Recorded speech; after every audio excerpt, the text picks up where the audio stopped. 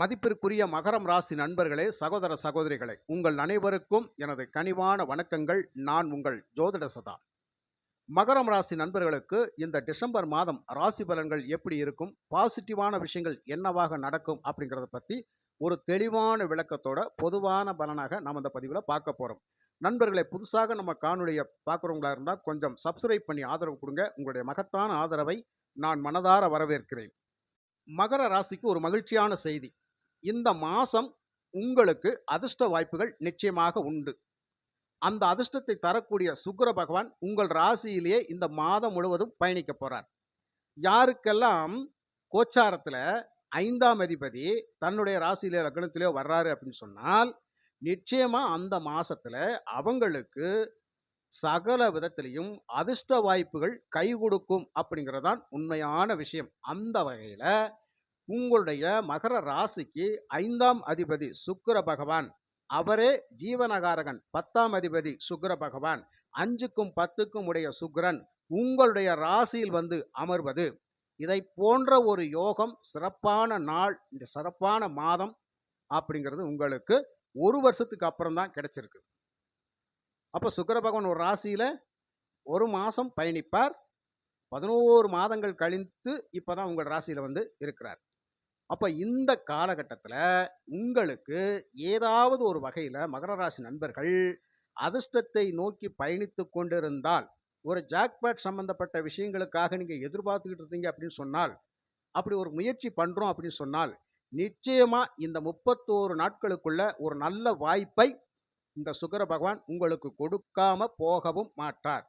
வாக்குஸ்தானத்தில் சனி பகவான், நிச்சயமா அவரும் இந்த 2025 மார்ச் மாதம் பேச்சாகி போகுங்குள்ள ஒரு அற்புதமான ஒரு தொகையை, நல்லா உங்களை வாழ வைக்கிற மாதிரி ஒரு அமைப்பான ஒரு தொகையை உங்களுக்கு கொடுத்துட்டு தான் போவார். அப்போ பணப்புழக்கம் சரளமாக இருக்கும் அப்படிங்கிறத உணர்த்தக்கூடிய அமைப்பில் இந்த சுக்கிர பகவான் உங்கள் ராசியில வந்து அமர்கின்றார். இது இந்த மாசம் 29, 30, 31ஆம் தேதிகளில் அவர் பாகிஸ்தானத்தில் சனியோடு சேர்ந்து இருந்து மகாலட்சுமி யோகத்தையும் கொடுக்க தயாராக இருக்கின்றார். அதுக்கப்புறமும் ஒரு மாசம். அப்போ ஜனவரி மாதம் முழுவதும் மிக மிக அற்புதமான சுபபலன்களை தரக்கூடிய அமைப்பில் மகர ராசி நண்பர்களுக்கு அதிர்ஷ்டம் அடிச்சிருச்சுன்னே சொல்லலாம். சில பேர் கேட்கலாம், மாசம் மாசம் ராசி பலனை கேட்கறதுக்கு அற்புதமா இருக்குது, இனிக்குது, குளிருது மனசு, அப்படிதான் பேசுறீங்க எடுக்கிறீங்க, நடைமுறையில் ஒன்றும் ஒத்து வரலையே அப்படின்னு சொல்லி நீங்க கேட்கலாம் நண்பர்களே. நடைமுறையில் ஒத்து வராம போறதுக்கு இதே 5ஆம் அதிபதியும் 10ஆம் அதிபதியான சுக்கிர பகவான் உங்கள் ஜாதகத்தில் 6, 8, 12 மறைந்திருந்து பலம் இழந்திருந்தால் நிச்சயமா நடக்காது. அதே மாதிரி சுக்கிரன் உங்களுக்கு 5ஆம் அதிபதியாக இருந்தும் கூட, 10ஆம் அதிபதியாக இருந்தும் கூட, நீங்க பிறந்த நாம யோகத்தின் பிரகாரம் அவர் அவயோகியா போயிட்டாருன்னு வச்சுக்கோங்க. இந்த நேரத்தில் அவர் இந்த ராசியில் உட்கார்றது நமக்கு ஒரு விதத்திலையும் நன்மையை செய்ய மாட்டார். நம்ம கிட்ட இருக்கிற பணத்தை பூரா கழட்டி விடத்தான் பார்ப்பார். அப்போ ஜாதக ரீதியாக நிறைய விஷயங்கள் இருக்குது. அப்போ சுய ஜாதகத்தை நிச்சயமாக ஆய்வு பண்ணி தெளிவாக நம்ம தெரிஞ்சுக்கிற வரைக்கும் மனக்குழப்பத்தில் தான் இருப்போம். அப்போ சுய ஜாதகம் பார்க்கறதுக்கு நீங்க எதுக்கு ராசி பலன் போடுறீங்க அப்படின்னு கூட கேட்கலாம். பொதுவாகவே ஒரு காரியத்தில் நம்ம இறங்க போகிறோம் அப்படின்னு சொன்னால் பல முறை ஆலோசனை பண்ணி தான் இறங்குவோம். எடுத்தோம் கவுத்தோன்னு செஞ்சுருவோமா? ஒரு பொருள் வாங்கணும்னா கூட ஒரு முறைக்கு 2 முறை யோசனை பண்ணுவோம். போய் பார்த்துட்டு ஆலோசனை பண்ணிட்டு தான் வாங்க போகிறோம். எதையுமே போனவுடனே செய்ய போகிறது கிடையாது.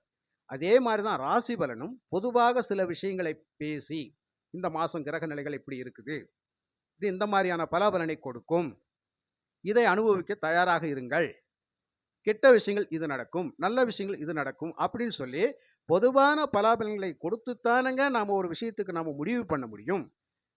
அப்போ பொதுவான பலன்கள் இப்படி இருக்கின்ற போது நம்மளுடைய ஜென்ம ஜாதகம் என்ன சொல்லுது, அப்போ அதையும் கொஞ்சம் மேட்ச் பண்ணி பாருங்க. நடக்கிற தசை தசாபுத்திகள் என்ன சொல்லுதுன்னு பாருங்க. மேட்சாகி வந்தால் நமக்கு நல்ல பலன் கிடைக்கும்.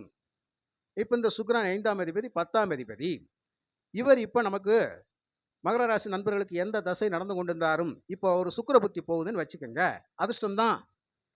உண்மையாகவே அதிர்ஷ்டம்தான். எந்த விதத்திலங்க?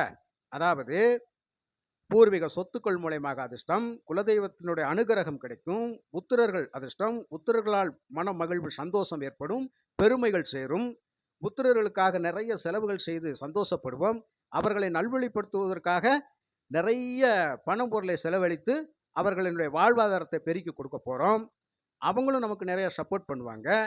போட்டி பந்தயங்களில் கலந்துக்கிறதுக்குண்டான வாய்ப்புகள் நமக்கு கிடைக்கும். அதில் நம்ம அதிர்ஷ்டத்தை பெறுவோம். 10ஆம் இடம் ஜீவனஸ்தானத்துக்கு அவர் தான் பொறுப்பு. அப்போ தொழில் சிறக்க போகுது. தொழிலில் மூலதனம் பண்ண போகிறோம். புதிய முதலீடுகள் பண்ணி ஜெயிக்க போகிறோம். பழைய தொழில் கிடப்பில் போடப்பட்டிருந்தாலும் நல்லா ஓடலை, அதனால் கொஞ்ச நாள் நிறுத்தி வச்சனால எடுத்து நம்ம செய்ய போகிறோம். நல்ல வேலைக்கு போக போகிறோம். நல்ல வேலையில் உட்காந்து சம்பாதிக்க போகிறோம். நல்ல வருமானம் நமக்கு வரப்போகுது. இப்படியாக நல்ல நல்ல விஷயங்கள் எல்லாம் கொடுப்பார் இந்த சுக்கிர பகவான். அப்போ இந்த டயத்தில் அது கிடைக்கும்ல? கிடைக்கும். இதைத்தான் நம்ம இந்த மாதம் அனுபவிக்க போகிறோம். அப்போது அதிர்ஷ்டத்தினுடைய முழு ஆதரவு மகர ராசி நண்பர்களுக்கு இந்த டிசம்பர் மாதம் இருக்குது, கிடைக்குது அப்படின்னே சொல்லலாம்.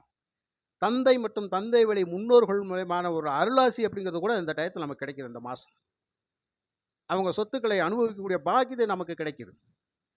ரொம்ப நாளாக பூர்வீக சொத்துங்களில் வில்லங்கங்கள் இருக்குது, பஞ்சாயத்து நடந்துகிட்டு இருக்குதுங்க, பிரச்சனையாகவே இருக்குது. இந்த மாதம் தீருமா? தாராளமாக தீரும்.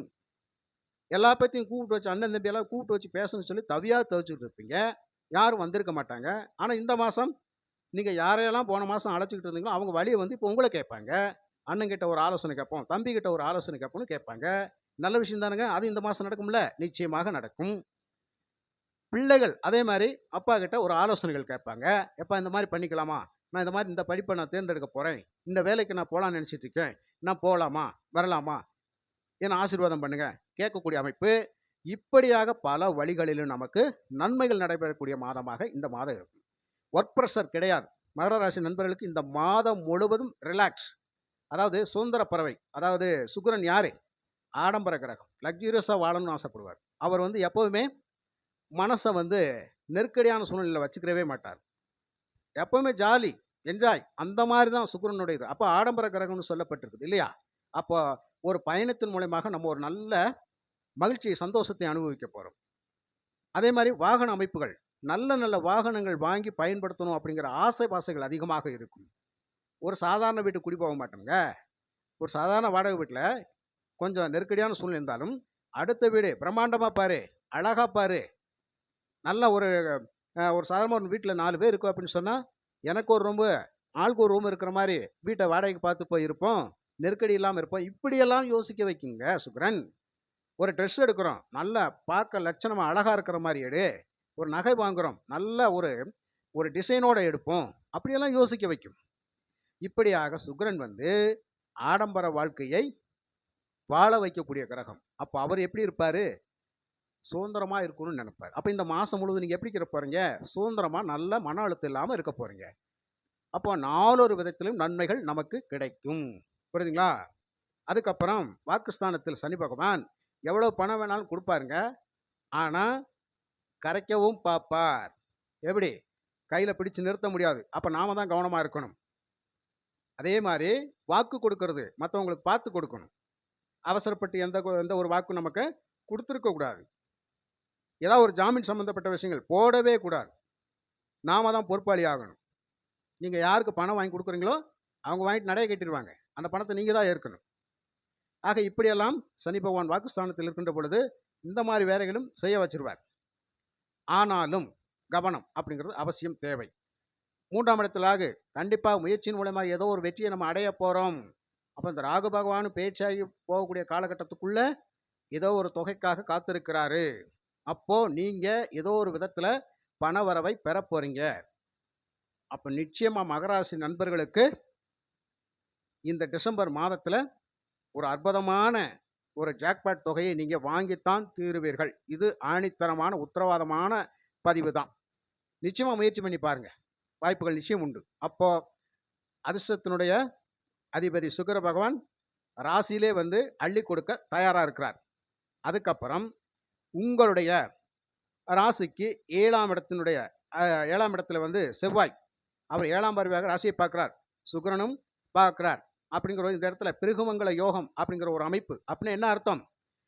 திருமணம் ஆகாமல் திருமண வாய்ப்புக்காக காத்திருக்கின்றவர்களுக்கு இந்த மாதம் எப்படியாவது வரணும்னு பேசுவோம். வரன் கிடைக்கும். அமைச்சு பேசக்கூடிய அமைப்பில் நிச்சயமாக இருக்கும். அப்போ அதற்கான வாய்ப்புகளை அவர்கள் ஏற்படுத்தி கொடுப்பார்கள். அதே மாதிரி குழந்தை பாக்கியம், குழந்தை பேரு நிச்சயமாக வாய்ப்பு உண்டு. அதை நீங்க அனுபவிப்பீங்க. அப்போ புதிய வரவு, வம்சாவிருத்தி ஏற்படும். இப்படியெல்லாம் நல்ல நல்ல விஷயங்கள் இந்த டிசம்பர் மாதத்துல நிறைய உங்களுக்கு நடைபெற போகுதுங்க. அப்ப ஏதாவது ஒரு சூழ்நிலையில எனக்கு ஒரு சிக்கல் தீர்ந்தா போதுங்க. எனக்கு ஒரு கடன் பிரச்சனை, தீராத கடன் பிரச்சனையா இருக்குது. எப்படியாவது ஒரு பணம் வந்தா போதும். அது எதன் மூலியமா வந்தாலும் சரி. எப்படி? நான் செய்ற தொழிலாவது நல்லா ஓடுனா போதும். இந்த மாசம் முழுவதும் நல்ல ஒரு வியாபாரம் ஓடி எனக்கு லாபம் கிடைச்சா போதும். அந்த லாபத்த வச்சு நான் கடன் அடைச்சுருவேன். அதுக்கான வாய்ப்புகள் உண்டு. நிச்சயமா. புரியுதுங்களா? இப்படியாக உங்க பிரச்சனைகள் தீரக்கூடிய அமைப்பில இருக்கும். அதே மாரி கொடுத்த பணம் கைக்கு வரக்கூடிய அமைப்பு அப்படிங்கிற நிச்சயமாக இருக்கும். ரொம்ப நாளா வர வேண்டிய பணத்துக்காக காத்திருக்கிறோம். அதுக்கு ஒரு வாய்ப்பு இந்த மாசம் அதுக்கும் ஒரு வாய்ப்பு உண்டு. அதையும் நம்ம வாங்க போறோம். அப்போ இந்த மாசத்த பொறுத்தமட்டிலும் யாரும் நம்மள ஏமாத்த முடியாது. அது ஒரு முக்கியமான விஷயம். இதுவரைக்கும் நம்ம நிறைய ஏமாற்றங்கள சந்திச்சிருப்போம். இனி அப்ப அந்த மாரி ஏமாறப்போற அவசியம் கிடையாது. இந்த மாசத்த பொறுத்தவரை உங்கள யாரும் அவ்வளவு சீக்கிரம் பேசி எடுத்து நம்ப வச்சு உங்கள ஏமாற்றக்கூடிய அமைப்பில யாரும் வரவும் முடியாது. அந்த விஷயத்துல உங்களுக்கு தாராளமாக நீங்க இருக்கலாம். அதுக்கப்புறம் இந்த மாசம் டிசம்பர் மாசம் முடிவதற்குள் ஏதாவது ஒரு சூழ்நிலையில் உங்களுக்கு பண வரவு நிச்சயம் உண்டு. அத நான் ஆணித்தனமா நான் சொல்லிக்கிறேன். குருவினுடைய பார்வையும் ரொம்ப சிறப்பா இருக்குது. இந்த சுக்கிரனை, ராசியில் இருக்கிற சுக்கிரனை குரு பகவானும் பார்த்துக் கொண்டிருக்கிறார். அவர் 5ஆம் பார்வையாக பாக்கியஸ்தானம், சகல விதத்திலையும் நல்ல நல்ல பாக்கியங்களை நம்ம அனுபவிக்க போறோம். லாபஸ்தானத்தையும் பார்க்கிறார். புதன் லாபஸ்தானத்தில் இந்த மாசத்துல இருப்பார். 15ஆம் தேதிக்கு மேல சூரியனும் 12க்கு வருவார். அப்ப 8ஆம் அதிபதி 12ல் மறைகின்ற பொழுது நிறைய விஷயங்கள் நமக்கு சாதனைகள் தான் தொடரும். புரியுதுங்களா? அப்போ நமக்கான பட்டம், பதவி, அந்தஸ்து, புகழ், கௌரவத்தில் இருக்கிற இடைஞ்சல்கள் அப்படிங்கிறது மாறி நம்ம நல்லா வரப்போறோம்னு அர்த்தம். ஆக இந்த மாசம் முழுவதும் மகர ராசி நண்பர்களுக்கு உச்சம் தொடக்கூடிய அளவுல உங்களுக்கான சிறப்பான சுப பலன்கள் காத்து கொண்டிருக்கிறது நண்பர்களே. நிச்சயமா அதை அனுபவிக்க நீங்க இந்த மாசம் தயாராக இருங்கள். சரிங்களா? நல்ல நல்ல வாய்ப்புகள் உங்களுடைய வீட்டின் கதவை தட்டும். நீங்கள் தயாராக இருங்கள். இந்த மாசத்துல நம்ம நல்ல விஷயங்கள் நிறைய அனுபவிக்கலாம் நண்பர்களே. இந்த பதிவு உங்களுக்கு பிடிச்சிருந்தா லைக் பண்ணுங்க, ஷேர் பண்ணுங்க, கமெண்ட் பண்ணுங்க. மற்றும் ஒரு நல்ல பதிவில் நான் உங்களை சந்திக்கின்றேன். நன்றி, வணக்கம்.